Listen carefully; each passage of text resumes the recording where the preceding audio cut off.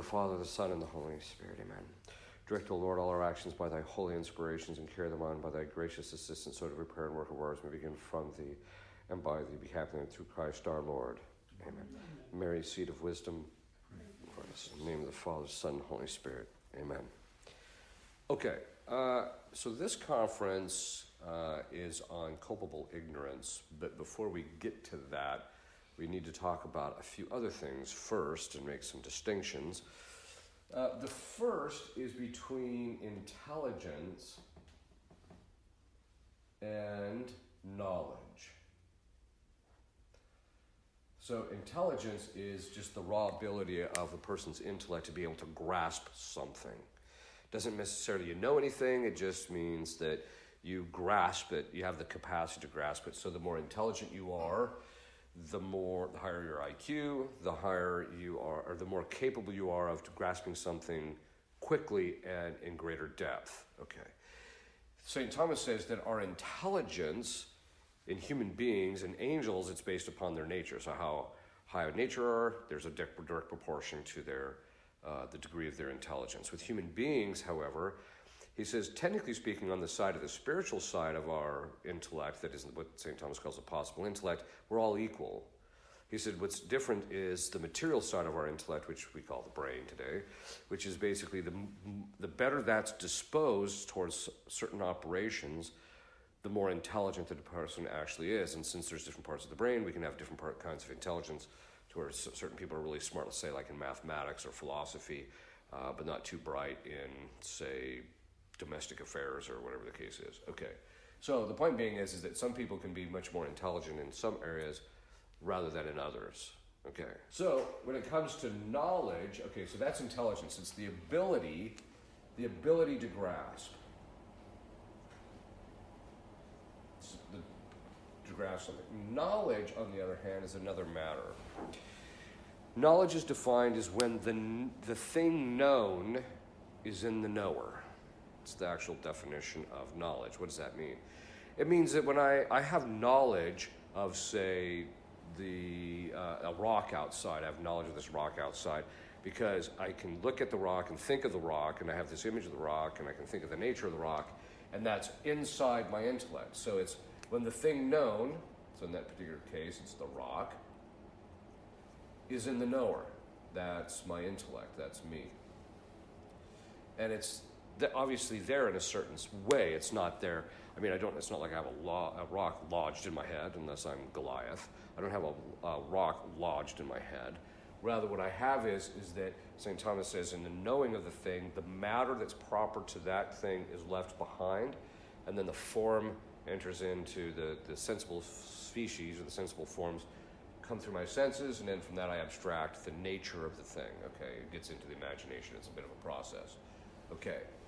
So knowledge is when the thing that I know something, that is, that something outside of me is in me in some fashion. This is a key point because knowledge, St. Thomas actually says, it kind of interesting, he says it's a sign in a certain sense, because it's a reference to something external to me, at least in relationship to most forms of knowledge. Now, there's some kinds of knowledge about my own physical and internal state, but even that is external to my intellect. The only thing that there is one act of the intellect in which the intellect can turn around and look at its own operation, its own thinking. So I can think of myself thinking, for example. But that's not our normal way in which we know everything, right? Rather, there's most things we know because there's something external to me, and from there, I gain the knowledge from it. And that means that the external thing is the standard for whether my knowledge is true or not. That is, if what I have in my mind actually is the same thing in my mind, is what the thing actually is in reality, then I know the truth about it. Okay, so it's referential to external reality. This is the key that we're going to keep returning to over and over again. Okay. When you're talking about intelligence or lack of intelligence, I mean, there's different words in English. I mean, you say someone's stupid because they lack intelligence. Someone who's stupid is someone who can't seem to grasp something, or somebody who's dumb is somebody who's just, or unintelligent is somebody who can't grasp basic elementary things. So, you get on the internet and you'll see these people who are, they'll have pictures of people who have put the gas hose in the car and then got in the car and drove off. And they get like miles down the road and it's still flapping out the back of their thing, right? Okay. These are people that don't seem to grasp how things function very well. Or one time my brother-in-law and I were going to a convenience store to get some gas. We pull up and there's a woman standing there pumping her gas with a cigarette in the same hand. She's got the pump and the gas. I said to him, let's get out of here, right? Okay, this is a sign of a lack of intelligence. They can't grasp just very elementary things. And because intelligence is by degree, okay, then some people are just simply smarter than others. Unfortunately, as much as egalitarian as our society would like to be, the fact is some people are just simply more intelligent than others and in different areas. Okay. Knowledge is when you don't know something, there is two different kinds of ignorance here. Ignorance is the opposite of knowledge. It means I don't know something. It actually comes from ignoscere, which means to not know, literally. Okay, so the first is the kind of knowledge in which I'm not really capable based upon human limitations. So, for example, there's just certain things that as human beings we don't seem to grasp. We just got done talking about the fact that, in the order of grace, we just don't understand very well certain mysteries, like how it is that God has efficient and sufficient grace and how they work together and predestination and things of that sort. So there's a certain kind of human limitation. This limitation, of course, can be partly in relationship to my own intelligence, because maybe I'm just not intelligent enough to grasp this. Of course, you say that to most people today and they feel offended. Well, I'm sorry, but there's just some people that just aren't bright enough to study philosophy and theology. You might have heard me say this before, but most people who are in college have absolutely no business being in college. If you look at it 150 years ago, hardly anybody completed high school. And out of that, only a few people went to college, and maybe 1 in 20 or maybe 1 in 50 out of the people that finished an undergraduate degree were even suggested that they went on to study for a master's. And out of that, maybe 1 in 4 got a doctorate out of those people. So, today the fact that we have so many doctorates is a sign that people, that there's grade inflation for one thing, because most people would never get that high, because if the grade's wrong, if we were being honest. But basically what it boils down to is most people don't have any business doing graduate degrees when they're doing graduate degrees, right? Because they're just not intelligent enough. But people, we hear the things like, well, you can do it as long as you stick to it, or as long as you think you can do it, you can do it. That's just simply not true. And if we force a system where that becomes true with people, then you end up lowering the standards, and then, the people who do have the intelligence get frustrated because they're going through an academic system that's inadequate. So there's basic human limitation. It can be actually particular to the individual, as I just mentioned. Some people just aren't smart enough. Sometimes it's just human limitation in general.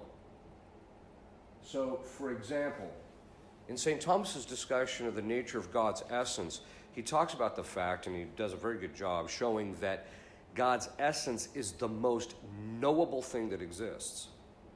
So if you look at it, it's the one thing that is actually the most self-evident and most noble thing.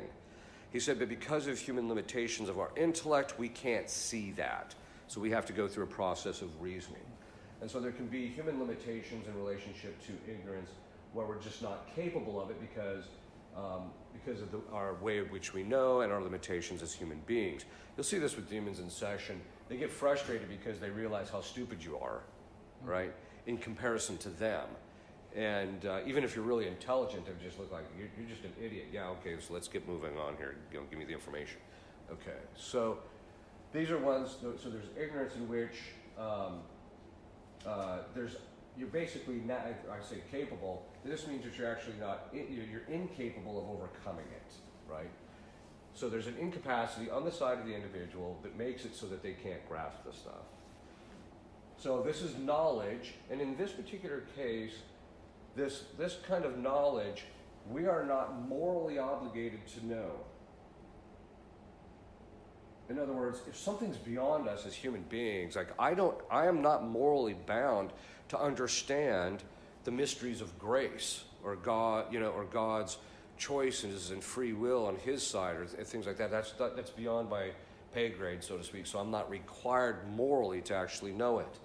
And then of the things that are beyond my human ability to grasp, or my individual ability to grasp, I'm also not morally required to know that. Now, I have to be careful so I don't put myself in a situation where somebody who is normally in that situation must know this to act morally, and I don't actually know the information.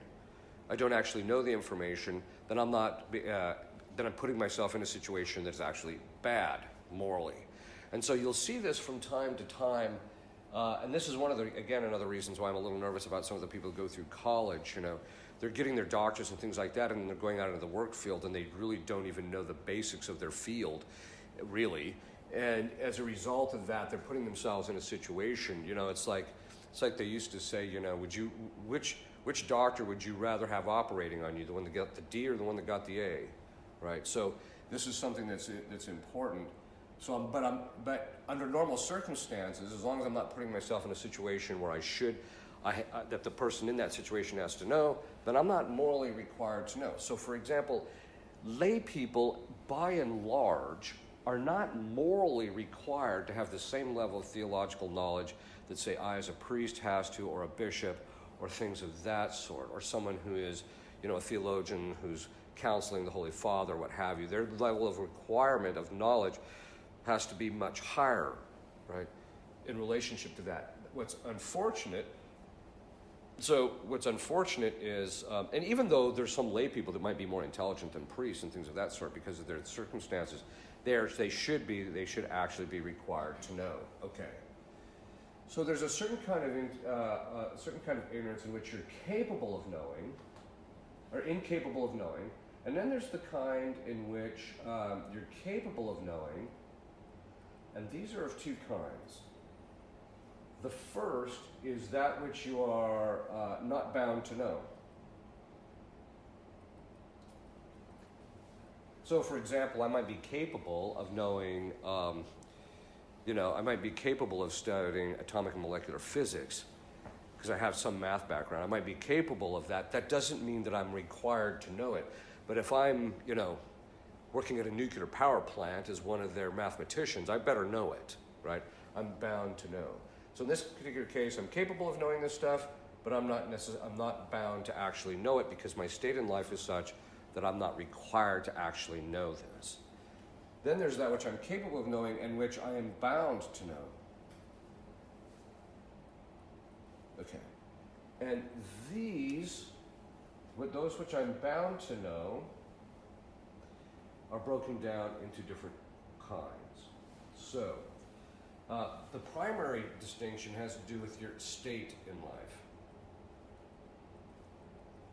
So if my state in life requires me to actually know something, then I'm actually bound to know that. Now this means, therefore, that within the church, the lay people, because of their state in life, are less bound to know to know their theology than, say, a bishop or the pope or things of that sort. And so they're actually bound to know this. Why? Because people's salvation hinges upon it. On the other hand, the lay people are bound to know at least those elements that are required for salvation. St. Thomas says that there's two reasons why God has revelation. That God came and revealed things to us. The first is that we can know an awful lot about God, putting aside any question of the incarnation and the Blessed Trinity. That is the interior life in God we can't know through the natural light of reason, so that's one reason we need it. But he said there's all sorts of stuff we can actually know, like we can argue to God's existence and his 16 attributes purely through the natural light of reason.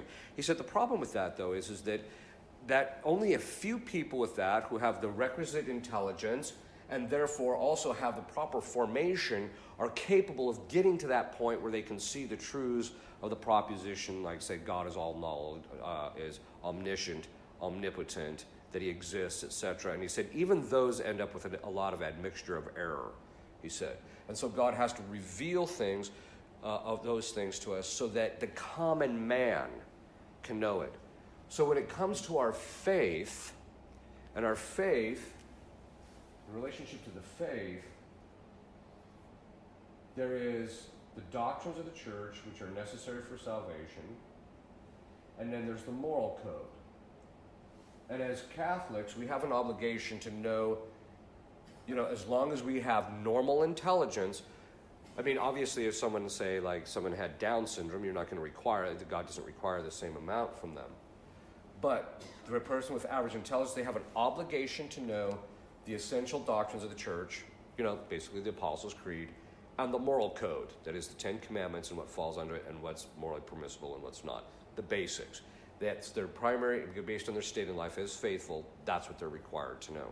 Why are they required to know it? Because you must know that in order to make sure you don't commit mortal sin or gravely offend God and that you can save your soul. That's why. Okay. And obviously we're talking about the average layman. Some laymen are going to actually obviously be obligated to know more, etc. Two, this also means that that the Catholic Church has always taught that you have an obligation to continue educating yourself according to your state in life. So even as lay people, they should continue reading and gaining knowledge. And if there's some area they don't know much about, then they should go to it. This also means, however, that because you're supposed to come to knowledge of the truth, this means you are to avoid error in regard to these things. You have a grave obligation to avoid doctrinal error, especially in those matters that pertain to salvation. Outside of those things, you still have an obligation, based upon the particular thing, to avoid falling into error in relationship to that. That means, therefore, that if something requires, because there's some aspects of theology, let's take a perfect example, the whole discussion of sedevacantism. When you listen to people discuss it, especially online and things of that sort, the gross ignorance these people have of ecclesiology is so profound, and yet they're pontificating about whether this guy's the Holy Father or not. And yet they don't even understand even the most elementary, basic things. So an example of that is if you tell people the Pope is the visible head, and there will be a visible head, according to the Council of Trent, and not Council of First Vatican Council. Pope is the visible head, it's formally defined, and therefore there will be one until the end of time, right? And so this is a problem where people say, well, a visible head can mean, Pope Syria was, and you're just like, look, you don't even understand what the term visible, how it's even being used. So the point being is that getting involved in discussions for which you don't have the requisite intelligence, sufficient formation intellectually or background, or even proper level of intelligence, because I've suffered that with some people too, you have no business getting involved in those particular discussions. Okay, that being said, that's not your obligation to know.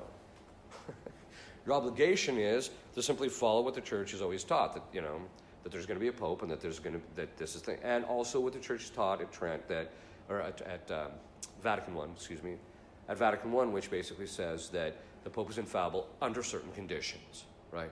And if not, then you refer to a priest who you know is solid. And that can be difficult today. So first part has to do with your state in life. How much you're supposed to know is based upon your state of life. The second one is somewhat connected to this, is we have an obligation as Catholics especially, and even as non-Catholics, to actually know those things necessary for salvation. Okay. Those are the things we're actually required. We're required to know those things that are necessary for salvation. So a Catholic who is ignorant of the essential teachings of the church is culpable before God for not having done the requisite knowledge. What sin is he committing? It's insolicitude. That is, not taking due care to make sure he knows or taking requisite means in order to know what he needs to know. Okay. So those things necessary for salvation are those things that we have. These are the two primary things that we're required to know. Then, the state in life is going to be fluid because a priest is going to have to simply know a lot more, especially if he's teaching in the seminary. This is one of the things that boggles me. Sometimes I'll sit there and talk to people, priests who are teaching in the seminary, and you'll just start talking to them just a little bit, and you basically realize that their education isn't even adequate to write a catechism, and yet they're teaching in seminaries. or that they've deviated from the church's teachings on a variety of different areas, and yet they think it's perfectly okay that they're teaching in a seminary. Okay. So you're bound to know those particular things, those things necessary for salvation, and again, that includes doctrines and morals. You have an obligation to know the essential moral teachings of the church. Okay. Part of this also has, so it's necessary for your salvation. Also, some of it has to do with it just as a matter of sheer justice. In relationship to God, we have an obligation to take reasonable means to not offend him, either slightly, that is in the case of venial sin, or gravely in the case of mortal sin. And here we're not talking about just subjectively, okay? Rather, we're talking about just on an objective level, we have to make sure we're not offending him. And that brings up a particular important point. Okay, so the knowledge in which we come to, there's two things. In the knowledge by which we come to know, by which we know the moral teachings of the church, right? That knowledge becomes the foundation for the act of conscience. It's the formation. So I have to study the church's moral teachings so that I have the formation, so that my conscience, which is an act of the intellect, it's a judgment that the intellect makes about what's right and wrong, that judgment is properly formed and accurate. And the reason I have an obligation to do that is because the moral code is not at my discretion. It's not up to me to determine what is right and wrong. It's up to God to determine what's right and wrong. And the way God has done that is very simple. He's determined reality. Okay, this might be helpful to show why external reality is the foundation for your obligation to conform, that is, to come to knowledge of what's necessary for salvation in doctrine and morals. I have to conform to the reality. That's what I'm bound to, is the reality, not myself. And why is that the case? It's very simple. There's three kinds of truth, actually. There's truth in God. So when God, the Father, reflected upon himself and perfectly conceived himself, that became the Son. That's why Christ said, I'm the truth, right? Because the Son is the perfect congruity between God, who's the thing known, and his knowledge, that's the Son, of God the Father. So truth, God is truth itself. Then, so there's truth in God, that's what St. Thomas says. Then there is truth in things. And basically what this means is that, because truth is defined as the adequation of intellect, and I'm going to give you the broad definition, and then St. Thomas also gives a more specific definition, intellect and thing. And basically what that means is, by adequation, we means that what's in my intellect is the same as what's in the thing, except the way in which they exist is different. Okay, so obviously one exists in reality and the other one is in my mind.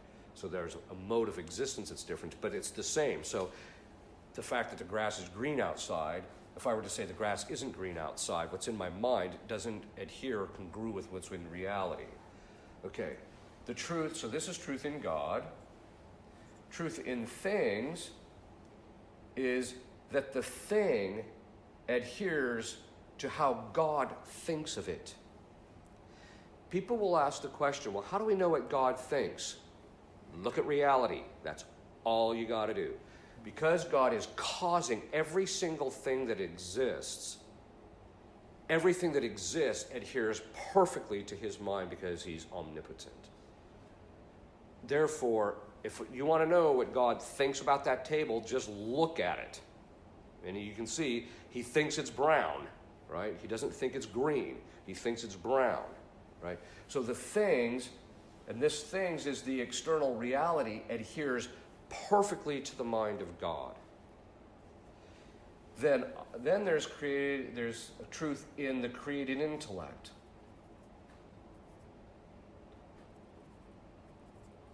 Okay.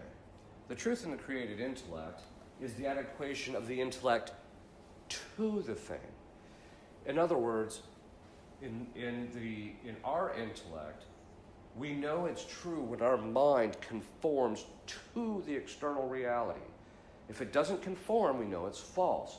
This is the problem that we actually, and this is why I almost lost it when a particular politician said, we're not interested in your facts, we're interested in the truth. Excuse me, the facts are the created reality, and the truth is the adherence to that created reality. And that separation of those things, where people make that separation, is a sign of mental illness, quite frankly. The people whose mind doesn't congrue to reality, we say they're mentally ill. There's something wrong with them, or they're at least in error. Okay, so what does this mean? It means the moral code, what we have to know, and is expressed. God causes the external things, which perfectly adhere to how he understands them. And one of these things is human nature. And so how we know what is morally right and wrong is by looking at human nature. Not what we want to think, but actual human nature.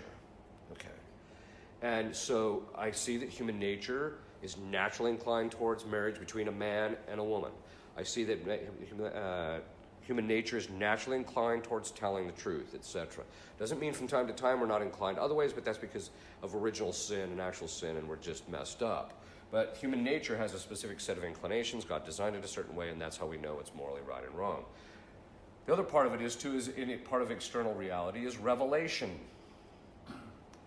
If you notice very carefully, God revealed the totality of everything that had to be known by us as human beings in order to be saved into sensible reality. He spoke it, or he showed it, visibly, physically, or whatever the case is. So when Moses goes up on Mount Sinai, the first revelation, you actually have what? He speaks to Moses and tells him the Ten Commandments, right? So it's insensible reality. So it's reality. It determines what we must believe and to which we must adhere. Okay. Ignorance is when the created intellect doesn't know the thing. And so ignorance is when we don't know the moral code because we haven't studied it, or we're not capable of knowing it, or we don't have enough background, etc. And so we have to go to a source that can actually tell us. So that the standard for what's morally right and wrong is not my mind and my own judgment. It's the objective reality that God has created, because he's the one who determines this is what you must do to be saved, and that was introduced into sensible reality in Revelation. Okay. What's this all got to do with ignorance? Okay, well, it has to do with this. Sometimes ignorance is just that people just don't know. I mean, they just don't have knowledge of it, and they've never had exposure to it. Other times, it's the product of a modernist mindset in which they themselves get to make determinations about what they think is morally right and wrong. Which, by the way, usually when people say, well, I think this, and I think that, and I think this, and I think that, and I'm thinking for myself, 99.99 time, it's nonsense they've heard on the news media or some other place. The number of people that have come up with their own moral code purely on their own is so minuscule that it's ridiculous. It's all stuff that they've picked and chosen from other people. So what they've decided is, instead of the mind congruing to reality, they've forced their mind to think in congruity with reality. They've used their intellect to look at the thing in a specific way because they picked and chosen among those things that were external to them. And that is precisely what we do when we sin. We move our intellect to look at something in congruity in a way in which it's not that way. Okay. We actually will our ignorance every time we sin. People who are doing this, where they think they can pick and choose, they are willing ignorance. It's willful ignorance. In the end, that's not going to save you. Here is the thing. God has set up objective criteria regarding what you must do in order to be saved. And if you think that you get to determine that on your own by making choices, and you act in accordance with that, and you refuse to study what God has determined, that's willed ignorance. And it's culpable. Because you should have known better. You should have taken the time to actually get to know what the actual external reality was. Okay. So if you go back to our forms of knowledge, there's those which we are incapable of knowing, and that's called invincible ignorance. And the reason it's called invincible is because you can't overcome it. There's no way you can know it. Now, this invincible ignorance can be with the individual. He might not have the requisite intelligence. It might be something that's beyond our capacity to grasp. But it can also be that there are psychological factors or environmental factors which make it impossible for the person to actually know what the actual truth is. So, for example, you'll hear people who from the time they were children till the time they were 18, they grew up in a satanic family where they engaged in satanic rituals and things like that, killing children, the whole shebang. And they'll actually say, there's actually videos, you can watch this on YouTube, where they'll say, I thought just killing children was just normal stuff. Because that's what, and so when they're younger, they're not capable because of the psychological, I mean, as they get older, there's certain psychological things that are going to block them from being able to see what the actual truth is. So you can have people that do have some psychological things which they're going to be, that God is going to have mercy on them in relationship to the moral code because they're blocked from it. This is one of the reasons why I always tell people mercy is for the stupid and the contrite, right? It's for people that something's gone wrong, that they just didn't know or were incapable of knowing, and or it's for the people who are actually sorry. Okay. So the first is invincible ignorance, and we're not culpable in relationship to invincible ignorance. And this can be psychological, as I also meant. It can also be based on circumstances. Like you might have somebody, I knew people that were like this. You know, they were told falsely by priests. They went to a priest. They didn't have the requisite knowledge. They went to a priest. What do we do? He gave them the wrong advice. So they started doing that for years, and they continued operating on that. And as from time to time, they thought, well, maybe it's not quite right. And so they would investigate it. They'd still get the same answer because most priests aren't Orthodox these days. And so then it wasn't until much later that they actually stumbled across something that actually inadvertently that told them the truth. So they're in a psychological or in a set of circumstances, really. They're in a set of circumstances that they're not going to be held responsible for it. And part of it is, too, is because they were doing what they needed to do. They had asked, and they continued kind of looking from time to time, etc. Okay. But then there is ignorance, which is vincible, which means it can be overcome by taking reasonable means.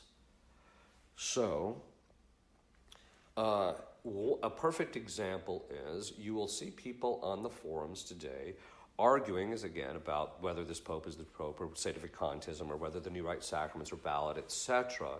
And if they just took reasonable means, they could easily come across the knowledge that is necessary. Put aside talking on the forums, don't listen to those people. Go and study theologians, solid theologians who have thoroughly investigated this stuff and be willing to follow the truth regardless of where it goes. Right? Just take reasonable means. A perfect example is contraception. Anybody can know that, contraception's immoral. Yeah, there's a lot of stuff out there teaching them falsity, but with a little bit of digging, you can find out what the church actually teaches on contraception. Okay. This, and so they have vincible ignorance, which means that it can be overcome by reasonable means.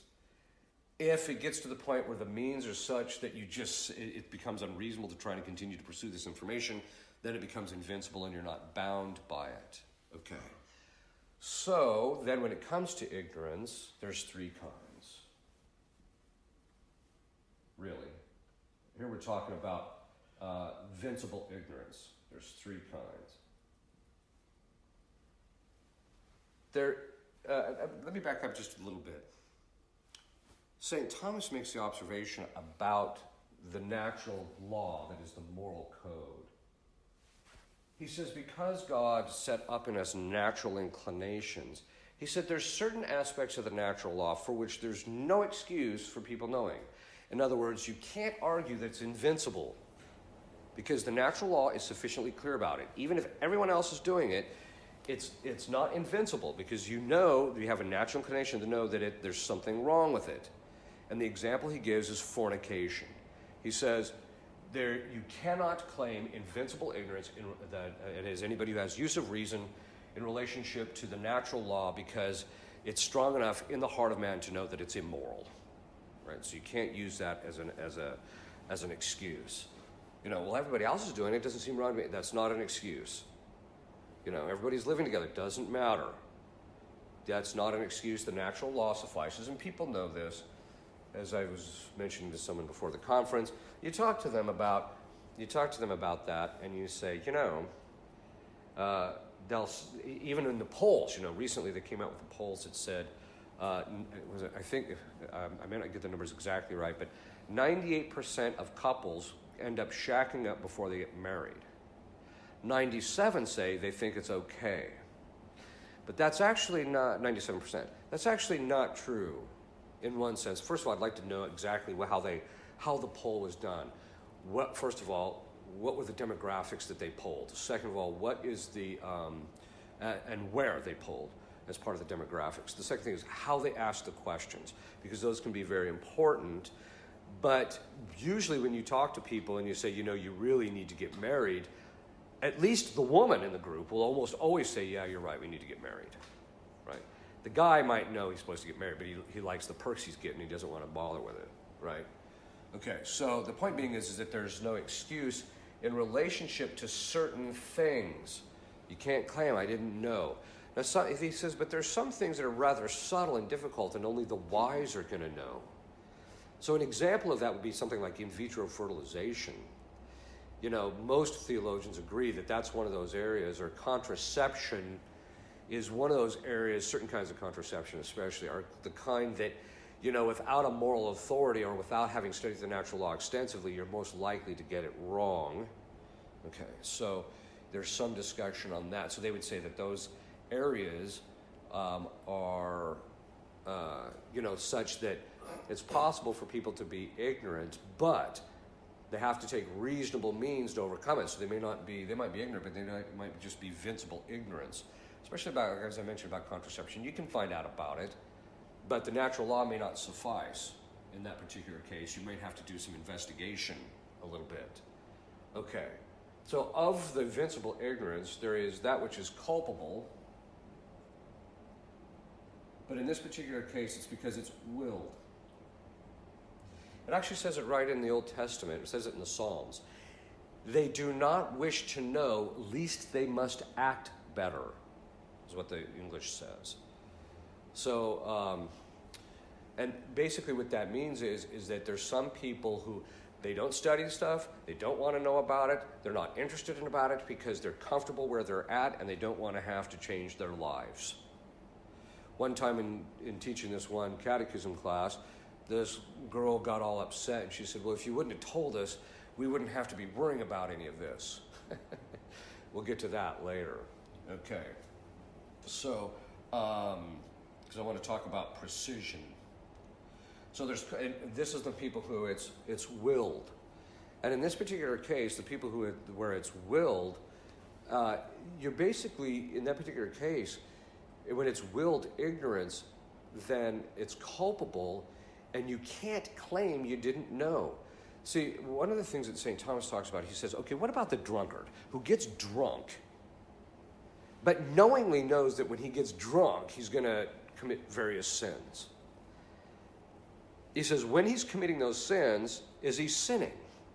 Well, obviously, you have to make a distinction between objective and subjective. Objectively, yes, he's committing sin. Subjectively, St. Thomas says, well, in that particular case, once he's already drunk, he's not sinning in relationship to that particular thing insofar as he's knowingly doing this. He says, however, it's still sinful and he's still responsible and culpable for it, even though there may not be sufficient reflection and full consent at that moment because of the fact that antecedently he knew he would get into that situation and therefore he's responsible for it. So people who intentionally remain ignorant about certain things when certain things happen, they're still on the hook for that stuff. They can't say, I didn't know. They're still responsible. Okay. And this is true not just of ignorant people who don't know their faith. This is true of traditional Catholics and the like. Okay. Then, so there's that which is willed. There's also a kind of ignorance which, in one sense, it's invincible, in another sense, it's invincible, and that's when it's punitive. This is the type of ignorance in which there are certain people that God simply delivers them up to their sin and lets them be blinded. Okay. First, let's back up just a little bit. I think I've discussed this before, but every time we commit a sin, the intellect, before it does that, it makes an act of judgment in the image in my imagination. And in that is a judgment about the truth of a thing, whether it's in this truth, and if it's in the case of the conscience, then it's a moral truth, so you know that it's either good or bad. Right? That intellect then is presented to the will. Now St. Thomas says the will is not capable of willing evil as such. It can only will the good, at least apparently. So it has to be really good or at least apparently good. So what happens is that if the intellect proposes, stealing Bessie Sue's purse is immoral, and that's presented to the will, it sees the immoral part and realizes that's evil. It can't choose that under that aspect. So what it has to do is it has to move the intellect to remove the immoral part out of it, right? So that's the first aspect of its sin. It has to say, I'm going to ignore this, and then the intellect turns around and represents it to the will, and then the will can will it, engage in it, and command it, right? Okay, so I ignore that it's immoral. I might even move the intellect to think, well, Bessie Sue's got much money, and she deserves to get ripped off anyway, okay? Etc. I can go through all sorts of rationalizations and machinations, but every time I do that, because I'm moving the intellect contrary to the truth, I leave a residual habit in my mind, which in the future will cause my intellect to judge that way again. Okay.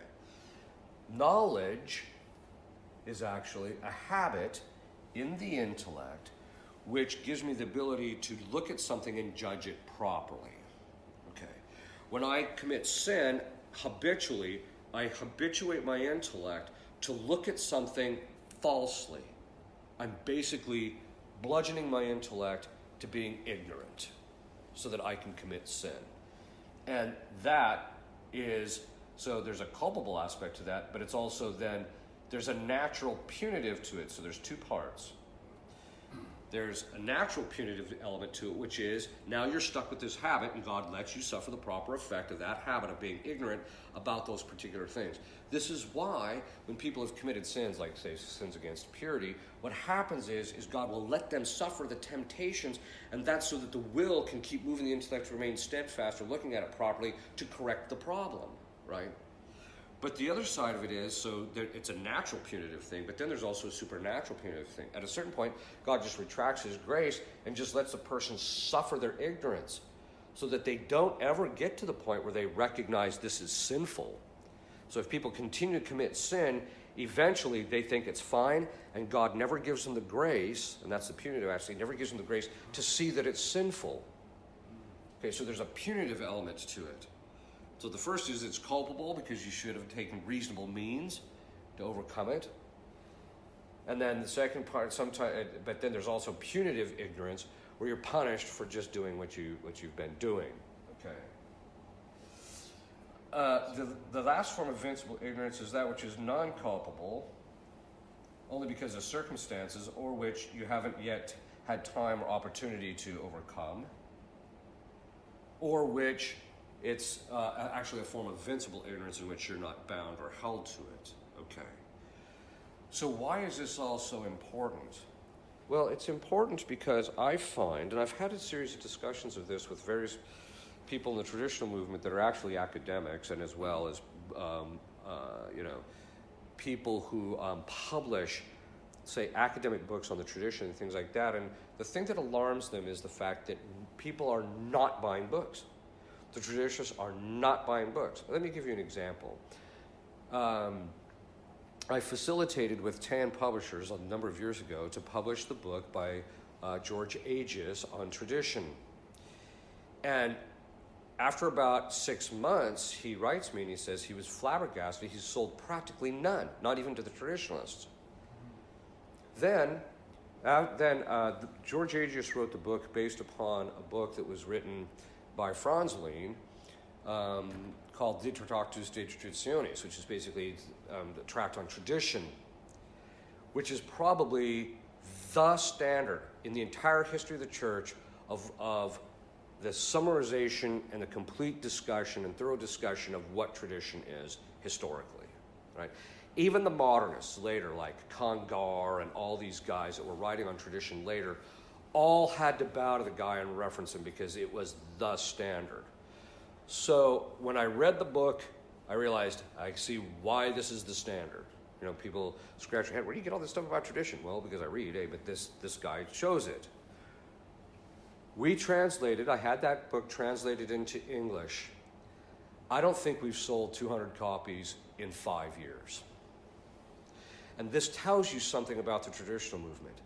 That its danger is it's going to very easily slip into Gnosticism, or it's going to slip into a lot of moral problems too, because the traditionalists are not studying. If we're supposed to be the light of the future of the church, which I hope we are, the fact of the matter is we had better be mighty knowledgeable and intelligent about this stuff, but by and large, most traditionalists are not, even though they like to tout themselves as being so knowledgeable. In fact, most of them are culpably ignorant as to their lack of degree of study of their faith. Okay. So, there's also another problem that's arising, and that has to do with ignorance is an impediment to holiness. How is that? Because usually people they like to comfort themselves by reading the lives of saints who weren't too bright, like St. Margaret Mary, as I was mentioning before. She said to Christ, "Why are you choosing me? Because I'm ignorant." And he says, "Yes, you are an abyss of ignorance." Okay. So then people like to feel good about themselves, that they don't have to be intelligent in order to get to heaven. That's true. You don't have to be intelligent to get to heaven, but you still have to take reasonable means to studying your faith, okay, based on your state in life. And she was doing that to the degree that she could, right? But a lot of trads think that, well, I've studied the catechism, I know what there is to know, right? And so they go around pontificating on things. And the problem is that modernism is the type of heresy that right now it is so in the atmosphere of the church, it's in the ecclesiastical atmosphere, it's so thick in the atmosphere that unless you have a phenomenal amount of philosophical and theological intellectual formation, or that you are given an extraordinary grace, you are simply going to end up a modernist. That is simply the way it is, right? So basically what it boils down to is, unless you've got a gas mask, you're going to end up succumbing to the smoke that's in the church. And the fact is that most traditionalists don't have a phenomenal theological and philosophical background to navigate this stuff. And most of them do not have an extraordinary grace. And the way you notice it is they're falling into very elementary errors. But there's another aspect to that, and that's this. Let's go back to this discussion about how things conform perfectly to God's intellect. On all of reality, it's called the principle of excluded middle. Either a thing is or it is not. That's the way the principle is formulated. So when you look at all things in reality, either they are or they aren't. Either they're green or they're not green, or they're blue or they're not blue, or they're this or they're that, or they're not that, right? So basically what that means is that in external reality, everything is absolutely, to use a colloquial term, black and white. It's absolutely black and white in reality. The gray part comes on the side of the human being in the limitations of our human faculties and our ignorance in judging the created order. Okay. Now, why is this so key? Modernism, because it transposes the standard for truth to the interior of the individual, it is no longer the external reality which God has caused. As a result of that, what he ends up doing is conforming his likes and dislikes, his judgments based upon his emotional movements one way or another, or his own interior disposition, which tends to be rather nebulous at times and not very precise. As a result of that, modernism destroys intellectual precision by its very nature. Once you transpose the standard for our knowledge from objective eternal reality, which is clearly black and white and clear lines of demarcation, to the internal, you've destroyed intellectual precision. That's why theology is awash today. That's why theology is a mess today. In fact, I'm hoping to give a longer discussion of this in an interview. But that becomes the impediment to holiness. Why? The definition of sanctified perfection is excellence and grace and the adornment of the soul of all of the virtues. Virtues, St. Thomas says, are distinguished by their objects. That is, the things in reality to which we act upon or adhere to, or to which our faculties are inclined. That means that virtue becomes honed and becomes more perfect based upon that it's more perfectly in congruity with reality of the thing and how God says we are to relate to the thing, which is known through revelation or through the natural light of reason. That means that to attain perfection in virtue, you need intellectual precision. Now, it doesn't mean that you have to have phenomenal intelligence. The saints, through grace, God would give them the grace, you've got to do this and stop doing that. And they would do that. So it was the enlightening of the mind by grace which gave that precision. But modernism, when people sign off to it, destroys that, and they're not interested, and they're not going to follow God's promptings of grace because they're going to follow their own appetites. And so as a result of that, it destroys the precision, and that means it's going to be an impediment to becoming holy. This is just as true in the traditional movement as it is in the Novus Ordo. Because in the traditional movement, people are not pursuing intellectual precision. You see this in the discussion when it comes to whether there's a pope or not, whether the sacraments are valid or not. And this whole discussion of ecclesiology, you can see the lack of precision, the lack of knowledge, all of that. And also you even see it in discussions of things like charity, even among trads. Their lack of precision is alarming, and yet they pontificate like they know. And this is very dangerous. This is willful ignorance, and it's culpable. If they really want to be holy, the first thing they're going to have to do is realize I must submit, regardless of the pain involved, to the external reality, that is to revelation, which part of the teachings of the church, and that is the church tells us that what the revelation is. I must conform to that if I'm truly going to become holy. That is, adorn my soul of all the virtues, because it's in that process of adorning the soul of all the virtues that I start to gain excellence in grace. That is, I merit an increase in grace. So until people do that, that is, until trads start thinking more precisely theologically and put aside what they feel and think and etc. And a lot of this has to do with they have to be willing to suffer, because the church is ugly right now, and they have to be willing to suffer a lot of stuff in order to stay the course. So, that being said, the ignorance is something that trads have to be aware of the fact that they're just as guilty as other people, but and also people who are living in culture. There's certain kinds of ignorance that don't exculpate the people. They're still going to be held bound to it. And also, we're starting to see among some people kind of a punitive kind of ignorance arising. When you see people saying things like we need to eat the dead people in order to stop global warming, you can already tell there's something, God's kind of delivering us up, because that's just weapons grade stupidity or punitive ignorance, I would say. Okay. Any questions?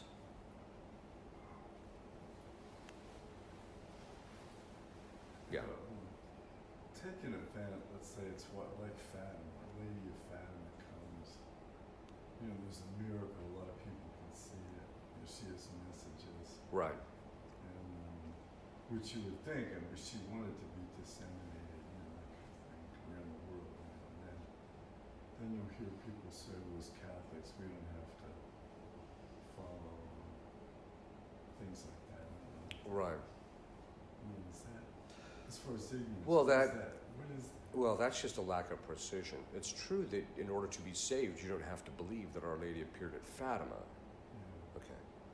However, prudentially, when 70,000 people see a miracle, and the church says this was an authentic case of Our Lady appearing, and they approve the actual apparitions, it's one thing if a person says, look, I just want to focus on my faith and I want to get caught down in private revelation. That's fine. Yeah.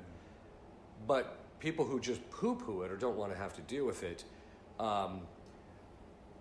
that's pretty prudentially stupid, because the fact of the matter is, if Our Lady shows up to tell us something, it means it's pretty important and we ought to be paying attention to it. Even though it's not necessary for salvation, it might be important for us in order to be able to deal with our current circumstances or to navigate the world, because she keeps talking about doing penance and saying the rosary and things of that sort. So we should be paying attention to it. Yes. Is this book, or I wasn't sure whether it was one book or two books you're talking about by that author? About tradition. That tradition? It's Are they one. still available? Yes, they are. Through Sensus Traditionis Press.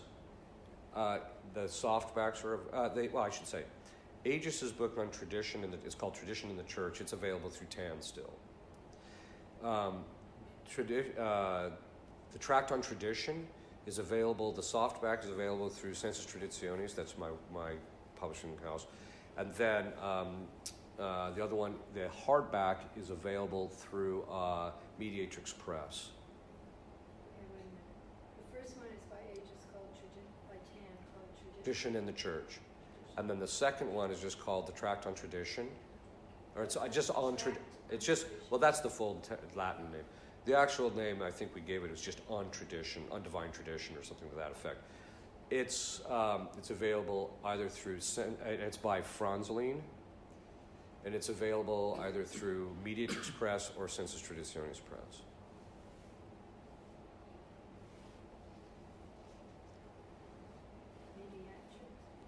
Yeah. Yes. Going back to Our Lady and some of the knowledge that she imparts, why does she always pick the simpler person? I think the reason that they do it is the same reason why Christ said to St. Margaret Mary that, yes, you're an abyss of ignorance, but that's exactly why I'm choosing you. And I think the real reason is because they want to make sure that given what is conveyed is not something that the individual could have made up on their own.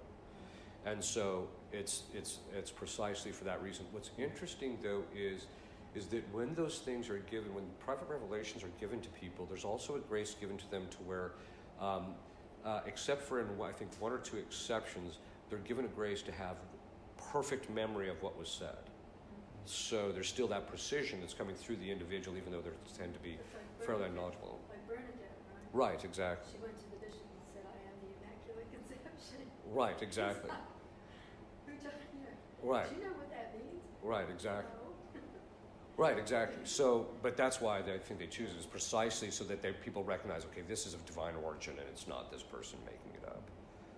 Which is always, because, sometimes you'll see these people, it's, for some reason or another, it's usually women, but you see men doing it too, is they claim to be some, like, oracle of Our Lady, and they're doing these private revelation things and giving these interlocutions and talking about and writing them down and churned out volumes and this, that, and the other thing, and you read it and you're like, well, anybody could come up with this, But promoting,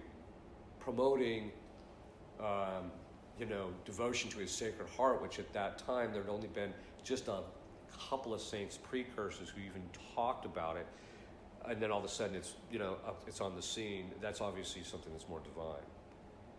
So it's kind of like the poem of the man God. I knew it wasn't. I don't want to be hasty in judgment, but I knew it wasn't authentic revelation when I just picked it up, opened up the book, and it says Christ gets out of the boat and looks and winks at Our Lady. Click. That's all I needed to see. Right? It's the type of thing. It was putting things in our Lord's and Our Lady's life that showed a lack of understanding of depth, the depth of the virtue of modesty that they had, decorum, appropriateness, all that was just obviously not there. This person didn't understand that. And of course, later it was on the books. The church put it on not later. At one point, the church had it on the index. It was of forbidden books. So, any other questions? Yes, it has to do with culpability. The old Mass books, beginning, have all these basics of the Catholic faith. Right. First, 50 pages. Yeah. Right. This is, conscience, all that kind of thing, confession. And the new ones, go in, notice orders. Nothing. Right. So, how do people, you know, they might go to Catholic school, they don't learn much, they don't, you know, how do they, as far as culpability, you know, it's, I'm just Well, that's wondering one of the what reasons. triggers, I mean, how do you? Well, the natural law dictates that we have to take reasonable means to know those things that pertain to God, morals, Right. living in common, etc. Mm-hmm. And so there is a natural inclination to actually want to know those things. And those can become darkened, St. Thomas says, through habitual sin, which is this punitive thing I was talking about. Now, what's happening in relationship to a lot of Catholics is it's kind of a bit of a combination of both. A lot of Catholics, you know, especially the ones that are past puberty, are engaging in a lot of mortal sin. And so they're becoming blinded. But then at the same time, the church isn't teaching even the basics. On the other hand, it's very similar to, you know, parents. You know, if a kid's 10 years old, right, and he sticks his hand on top of the stove when it's hot and it burns, one of the things a parent is going to tell them is, you should know better than that. If they're 2 years old, that's another matter. But if they're 10, you know, they should have known better, right? And so that should mean that there's a moral obligation to and so they get punished based on you should have known better. I'm not going to, you know. Okay, so it's the same thing here, is Catholics have an obligation to take reasonable means to get to know their faith. And so the fact that I think they said that, 30%, 37% of the Catholics now believe in the real presence, the rest don't. So that being the case, that's culpable, not just on the side of the bishops and priests for not preaching it, but it's also culpable on their part for not taking reasonable means to study that stuff and to actually know it. And ignorance doesn't excuse, you know, in a situation like that. You know, granted, they may not be and they might be being taught nothing week after week after week, but quite frankly, I don't see how they shouldn't be any different from my niece. When she was 9, she came home from her catechism class and told my sister, I am not going to catechism anymore. And my sister said, well, why not? She said, I'm not learning anything. I am sick and tired of hearing that Jesus loves me. Okay. So obviously she knew she wasn't learning what she needed to know. Yeah. And she's 9 years old. And people today are just lax morally and spiritually, but they're very lukewarm in their spiritual lives, and God's not going to tolerate that. They should have known better, this stuff about what the basics of the Catholic faith teach. You know, it doesn't matter that virtually no priest or bishop ever talked about it. There was other means to come to knowledge of it, and you should have taken just a little bit of effort, and you could have known. This punitive ignorance is the reason for that, and why God does that. You know, it's basically sticks in that is because they're just going to kind of go down a rat hole and then have to suffer the consequences of what happened. That's part of it. Part of it is the natural mechanism just occurs on its own, right? The retraction of the grace is usually because of the fact that God has been giving them grace along the way, and they keep rejecting it. And so he just says, okay, then I'll just leave you in your ignorance. Now, he normally speaking tries to work with people. But once in a while, he'll just let the people suffer it. I mean, you kind of see that with certain politicians and certain people that are in the public eye. Their blindness, intellectual blindness or darkness, is profound. They're incapable of seeing things differently anymore, I think. So, okay. Yes? Yes, I have a question. I have recently read that the sins you're guilty of out of culpable ignorance, and that causes damage to others, Yes. by leading them to sin, or just by psychological damage that you do to them, or Right. what have you. Could you talk about that a little bit? Yeah, and basically you're culpable for that too. So you're not, St. Thomas says that you're culpable for your sin and the effects that normally arise from your sin. So a person who is culpably ignorant about something and acted upon that and then caused collateral damage in other people's lives, he's responsible for that as well. Which brings up a very good point. I'm glad you really brought that up, because priests will sometimes say, and this is something that every good priest has heard over and over again from bad priests, I would never preach about that, because if you preach about that, then people's sin is going to become formal, and then they're going to end up committing formal mortal sin, and that's worse than if you just leave them alone. That's actually not true, because the fact of the matter is that, first of all, it's your duty to teach. Second of all, they don't want to teach that because they're wimps, right? They're afraid of the blowback and the suffering they're going to have to go through in order to teach that. But the fact of the matter is that they're also dooming people to spiritual mediocrity. Because as I said, precision in knowledge is necessary to advance in holiness. And if you're not teaching these people, they're never going to become holier. They're going to suffer the objective effects of their sin. So even if they fall into this, so they say, well, we don't want their sin to be formal. Well, it's true that the moralists say, look, there's certain times you have to kind of slow down a little bit and start prepping people in order to get them to the point where you can tell them what's going on. Because if you tell them immediately, then they're going to end off in a worse state because their sin will be formal and they're not going to get their act together. Whereas if you take your time and move it up, then you can get it. But that's true.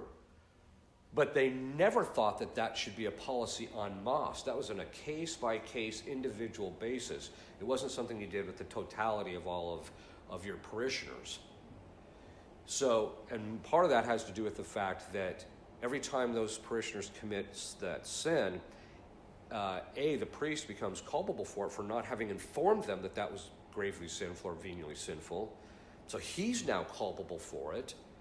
So, and a lot of times priests say, I don't really want to know because then I'd have to preach about it. Well, that itself is willful ignorance, and you're culpable for the effects of that. So they're responsible or culpable for the sins that people commit objectively, that when they should have taught them. The second component is that it's uncharitable to the people. Now, they always put it under charity. Well, and that's just garbage. Charity seeks after people's spiritual well-being. The fact of the matter is when you commit a sin, there's two things that have happened. First, you've gravely offended God, which itself is against charity in a certain sense objectively. So even if the person subjectively didn't know, objectively speaking, God takes offense. And so if you really had charity, you'd be trying to minimize the amount of offense that we're meting out on God through this process. And the fact that they just let people go off and do this means they could care less about God and what he's suffering in this process. The second component is that it's not charitable to the people, because the fact of the matter is that there are objective effects of sin. When people commit sins over and over again, let's just say that it's fornication, and you don't want to talk against fornication, or let's use contraception because that one's easier.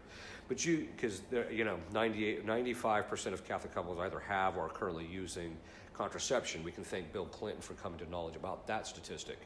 But the point being is, the fact of the matter is that people say, well, you don't want to preach about it because you don't want to get people into a state where it's formal. Yeah, but here's the problem. They're committing contraception. Let's just say they're taking the pill. Well, now the woman's going to start suffering. She could end up suffering physiological damage because it's one of the effects of the sin. So the second thing is you're rendering them barren. They're barren, and so they're not having children. They're not pleasing God. The second thing is you're ingraining habits where they're taking delight in the fact that the conjugal relations they're engaging in, they're not having children. And so you're increasing habits in them so that when they finally do find out, now they've got this whole mess they have to clean up because you didn't tell them to begin with. So the moral is, and because there's objective effects of the sin that these people are going to suffer when they're committing these sins because you withheld that information from them. And so as a priest, you're culpable not just for not telling them, but also all the collateral damage that ends up occurring as a result of that. This is one of the reasons why, when you become a priest, there's just like, you better be really sure that you can stand up in the pulpit and preach on whatever you need to preach on, because if you don't, you could end up losing your soul over the process. But a lot of priests like to say, oh, well, as a matter of charity, we want people to commit formal sin, And they say, well, God's more offended with formal sin than with... That's true. He is. But that doesn't mean that on objective sin, he's not offended. We still have an obligation to reduce that. Did that answer your question? Okay. If there's no other questions, if you'll kneel, I'll give you a blessing. Benedictio Deum omnipotentis Patris et Filii et Spiritus Sancti super vos et manet semper. Amen.